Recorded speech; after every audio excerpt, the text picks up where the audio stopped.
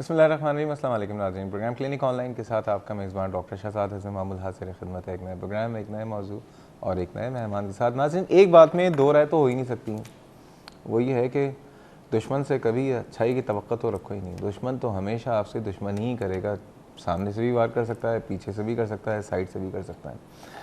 और वो दुश्मन जो कि नज़र ही ना आए, तो वो आप सोचें वो तो बड़ा ही ख़तरनाक दुश्मन है।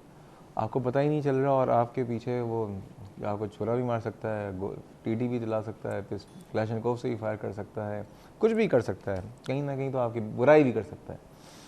अब जो हम इंसान हैं ना, हम इंसानों की वैसे आपस में तो बहुत दुश्मनी है और इंसान का इस वक्त सबसे बड़ा दुश्मन तो इंसान ही है। लेकिन एक इंसान का असली दुश्मन है जो आप समझ गए होंगे, जो मैं हमेशा कहता हूँ, वो है जरासीम। और जरासीम आप ये सोच लीजिए कि इतनी मामूली चीज़ कि हमें नज़र ही नहीं आते।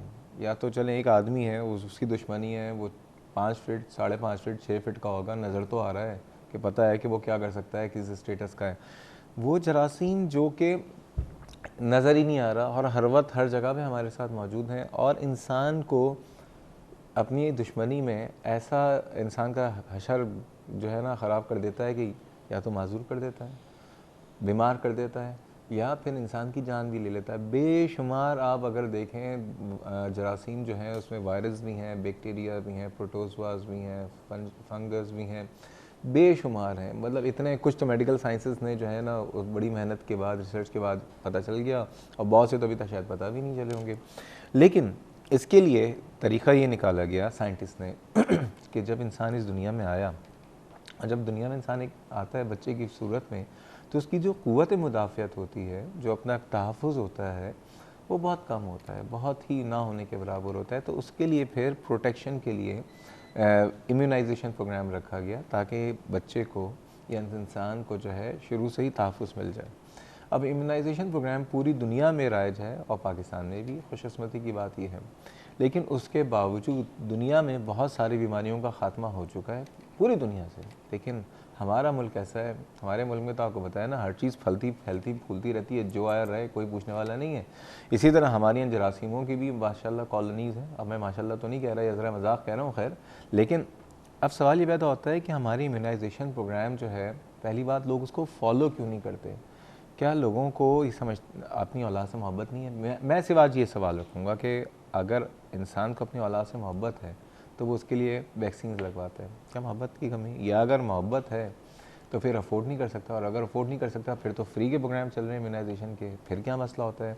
और फिर जो हमारे यहाँ इम्यूनाइजेशन हो रही है, क्या वो सही है? उसके हवाले से मुख्तलिफ टीवी प्रोग्राम में खुसूसन पोलियो के हवाले से कुछ बातें की गई हैं। तो आज हम बात करेंगे इम्यूनाइजेशन पे भी, इसमें पोलियो भी शामिल है, क्योंकि पोलियो की एक मुहिम शुरू होने वाली है। और जैसे कि आपको पता है कि इस वक्त हम बराह रास्त आपके घरों पर आ रहे हैं, आप भी शामिल हो सकते हैं अपने सवालात, अपने शुबहात के साथ। नंबर है 35305778 और 79। कराची से बाहर की व्यूअर्स नंबर डायल करने से पहले डायल करें 021। और एक दरख्वास्त ही करूँगा कि जब भी कॉल करें टीवी का वॉल्यूम बंद कर दें। और टॉपिक से रिलेटेड बच्चों की इम्यूनाइजेशन के हवाले से प्रोग्राम है, इस पर अगर आप फोकस रखेंगे अगर कॉल्स का, तो बहुत अच्छा होगा। आज हमारे साथ जो शख्सियत हैं, बहुत जानी पहचानी शख्सियत हैं, किसी तारुफ के मोहताज नहीं है। इस प्रोग्राम में अक्सर बेशतर आपने इनको देखा है, और बहुत बड़ा नाम है तिब की दुनिया का, बहुत ज़्यादा खिदमात हैं, बहुत ज़्यादा रिसर्च हैं। प्रोफेसर डॉक्टर जलाल अकबर साहब। डॉक्टर साहब जो हैं बच्चों के जो अमराज हैं उसके माहिर हैं, और ऐसे माहिर हैं कि ना सिर्फ डॉक्टर बल्कि प्रोफेसर बने। और मेडिकल साइंसेज में मैंने हमेशा ही कहा है, प्रोफेसर बनना आसान काम नहीं होता, पूरी ज़िंदगी लग जाती है। ये दूसरे प्रोफेसरों की तरह नहीं जिसने मैट्रिक भी नहीं किया और वो प्रोफेसर है। हमारे यहाँ ऐसा कुछ भी नहीं होता। हमारे यहाँ प्रोफेसर एक महराज है। और दूसरी बात, Baqai medical university and hospital संग ताल्लुक़ है, वहाँ पे as a chairman and head of the department paediatrics अपने फ़राइज़ अंजाम दे रहे हैं। अस्सलाम वालेकुम। वालेकुम अस्सलाम। कैसे मिजाज हैं? ठीक ठाक। डॉक्टर साहब ये बताइए सबसे पहले, इम्यूनाइजेशन क्यों ज़रूरी है? क्यों चिल्लाते रहते हैं बच्चों को टीके लगवाओ, बच्चों को कतरे पिलाओ? शहजाद, अभी आपने बड़ा अच्छी तरह अपने प्रोग्राम का आगाज़ किया, और जिस तरह आपने अभी बात की कि हमारे ज़िंदगी में सबसे अहम चीज़ हमारे बच्चे होते हैं, और इन बच्चों की सेहत हमारी सबसे बड़ी प्रायोरिटी होनी चाहिए।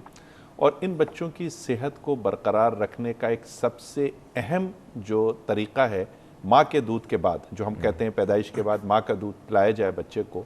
दूसरे नंबर पे जो सबसे अहम चीज़ आती है वो बच्चों को हिफाजती टीकों का एक कोर्स है, वो कराना इसलिए ज़रूरी है कि ये वो तमाम बीमारियां जो जानलेवा हैं, या अगर जानलेवा नहीं हैं तो इनसे ऐसी प्रॉब्लम्स क्रिएट होती हैं जो ज़िंदगी भर अपाहज भी हो सकते हैं बच्चे, बहुत सारे मसाइल का शिकार हो सकते हैं।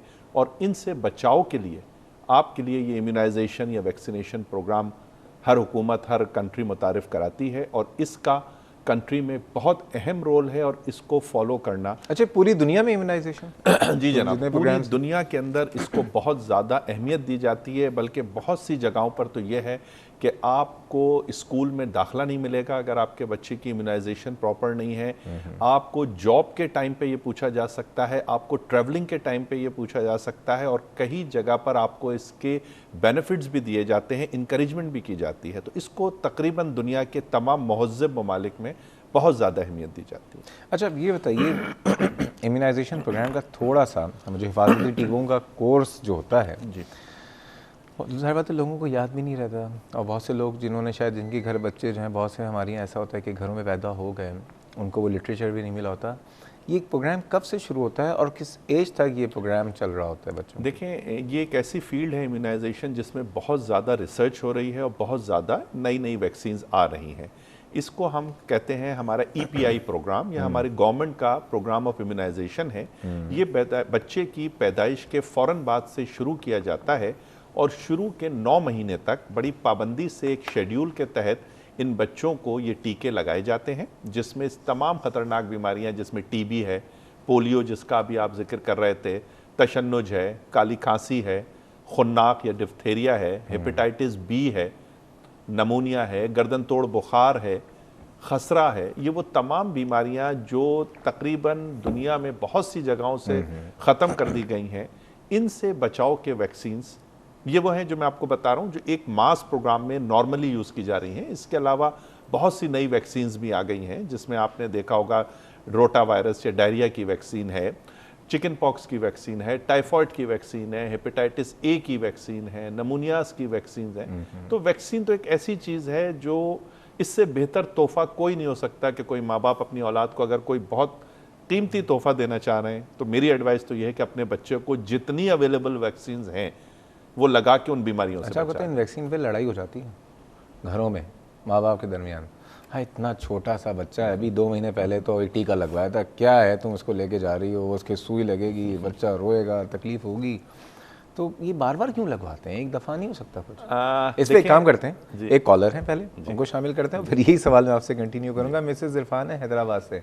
अस्सलाम वालेकुम मिसेज इरफान। वालेकुम अस्सलाम। एक तो आपका प्रोग्राम बहुत अच्छा है, बहुत शुक्रिया। और इससे हमें जिस तरह हम जैसी घरेलू वाइफ हैं उनको बहुत ज्यादा इन्फॉर्मेशन मिलती है बहुत ना। शुक्रिया, बहुत मेहरबानी। तो ये आपने बहुत अच्छा काम किया। दूसरा, मैंने आपसे क्वेश्चन करना था, जिस तरह लास्ट टाइम मेरे घर पोलियो की टीम आई थी कतरे पिलाने, तो मैंने एक टीवी से मतलब के इंफॉर्मेशन के तौर पे सुना था कि अगर कतरे हल्के गुलाबी रंग में कन्वर्ट हो जाएं या रेड कलर में, तो वो बच्चों को मत पिलाएं। अच्छा, जब वो टीम मेरे घर आई तो मैंने उनको कहा कि मुझे आप अपनी वो वैक्सीनेशन मुझे प्लीज दिखा देना। Very good. तो उन्होंने ये दिखाने से इनकार कर दिया, तो मैंने अपने बच्चों को नहीं पिलवाए। ओके। तो मुझे आप ये बताएं कि क्या देखना मेरा हक है ना, और दूसरी ये बात कि क्या पोलियो के अगर मैं एक्सपायरी डेट या करीबी एक्सपायरी डेट के मैं उनको ड्रॉप्स पिलवा देती हूँ तो उसके साइड इफेक्ट्स क्या होंगे? ठीक है, बहुत आप अच्छा प्लीज ये भी इंफॉर्मेशन दिया करें ना जी जी। कि किस तरह के हमें हम माओ को देखने चाहिए, वो टीम दिखाती नहीं है।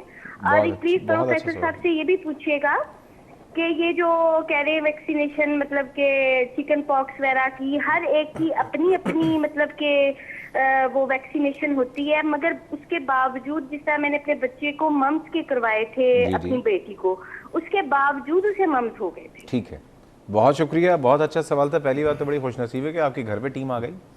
पता नहीं कितने घर हैं जहाँ पे मैं जिस इलाके में रहता हूँ, यकीन कीजिए आज तक मैंने टीम को नहीं देखा। दूसरी बात ये कि टीम आ गई तो ये आपका हक है या नहीं है, इस पर भी बात करेंगे। और तीसरी चीज़ बिल्कुल आपने सही फरमाया है कि जब टीके लगवा दिए तो क्या उसके बाद बीमारी हो सकती है या नहीं हो सकती, ये तीनों बातों की बात करेंगे। डॉक्टर जलाल साहब भी हमारे साथ मौजूद हैं, लेकिन वक्त हो एक छोटे से ब्रेक का, हमारे साथ रहिएगा।